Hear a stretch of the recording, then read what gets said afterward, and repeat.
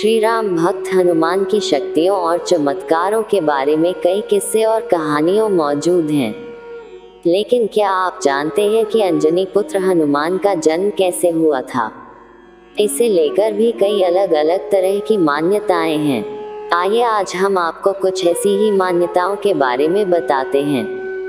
दोस्तों, आपसे निवेदन है कि यदि आप हमारे चैनल पर पहली बार आए हैं तो वीडियो को लाइक करके हमारे चैनल को सब्सक्राइब जरूर करें।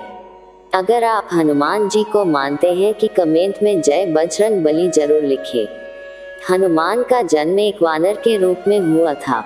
इनकी मां अंजनी एक अप्सरा थी, जिन्होंने एक श्राप की वजह से पृथ्वी पर वानर के रूप में जन्म लिया था। हालांकि उन्हें ये वरदान भी था कि एक पुत्र को जन्म देने के बाद वह इस श्राप से मुक्त हो जाएंगी। वाल्मीकि की रामायण के मुताबिक हनुमान के पिता केसरी बृहस्पति पुत्र थे, जो स्वयं राम की सेना के साथ मिलकर रावण के खिलाफ लड़े थे। अंजना और केसरी ने पुत्र प्राप्ति के लिए भगवान शिव की उपासना की थी। इनकी तपस्या से प्रसन्न होकर भगवान शिव ने ही इन्हें पुत्र का वरदान दिया था। एक अन्य कहानी के अनुसार हनुमान भी शिव के एक अवतार ही थे। एक पौराणिक मान्यता के अनुसार मारुति एक वन में अंजनी को देखकर उन पर मोहित हो गए थे। अंजनी गर्भवती हो गई और इस तरह पवन पुत्र हनुमान का जन्म हुआ। एक दूसरी मान्यता यह है कि वायु ने अंजनी के कान के रास्ते शरीर में प्रवेश किया और वह गर्भवती हो गई।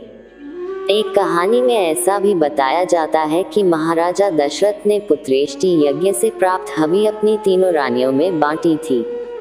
इस हवि का एक टुकड़ा गरुड़ उठाकर ले गया और वो टुकड़ा उस स्थान पर गिर गया जहां अंजनी पुत्र प्राप्ति के लिए तपस्या कर रही थी। हवि खाते ही अंजनी गर्भवती हो गई और इस तरह हनुमान का जन्म हुआ। विष्णु पुराण और नारद पुराण के कथानुसार नारद एक राजकुमारी पर मोहित होकर भगवान विष्णु के पास पहुंचे और उन्हें अपने जैसा रूप देने के लिए कहा ताकि स्वयंवर में राजकुमारी उन्हें हार पहना सके। उन्होंने विष्णु से हरि मुख की मांग की। हरि भगवान विष्णु का ही दूसरा नाम है। हालांकि विष्णु जी ने नारद को एक वानर का चेहरा दे दिया, जिसे देखे बगैर नारद स्वयंवर में पहुंच गए। स्वयंवर में एक वानर को देख पूरे दरबार में हंसी के ठहाके लगने लगे। नारद ये बर्दाश्त नहीं कर पाए और उन्होंने विष्णु का श्राप दिया कि एक दिन विष्णु एक वानर पर निर्भर होंगे। हालांकि बाद में विष्णु जी ने नारद से कहा कि उन्होंने जो कुछ किया उनकी भलाई के लिए ही किया। नारद अपनी शक्तियों को कम किए बिना वैवाहिक जीवन में प्रवेश नहीं कर सकते थे। उन्होंने कहा कि संस्कृत में हरि का दूसरा अर्थ वानर ही होता है।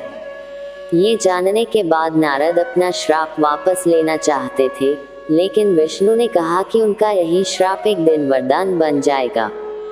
कालांतर में हनुमान का जन्म होगा, जो भगवान शिव का ही एक रूप होंगे और उनकी सहायता लेकर प्रभु श्री राम रावण का वध करेंगे। तंत्र मंत्र में हनुमान की पूजा एक शिर, पंचशिर और एकादश शिर, संकट मोचन, सर्वहित्रत और रिद्धि सिद्धि के दाता के रूप में होती है। आनंद रामायण के अनुसार हनुमान जी की गिनती 8 अमर देवों में होती है। अन्य 7 हैं अश्वत्थामा, बलि, व्यास, विभीषण, नारद, परशुराम और मार्कंडेय हैं। दोस्तों, वीडियो आपको कैसी लगी हमें कमेंट करके जरूर बताएं। धन्यवाद।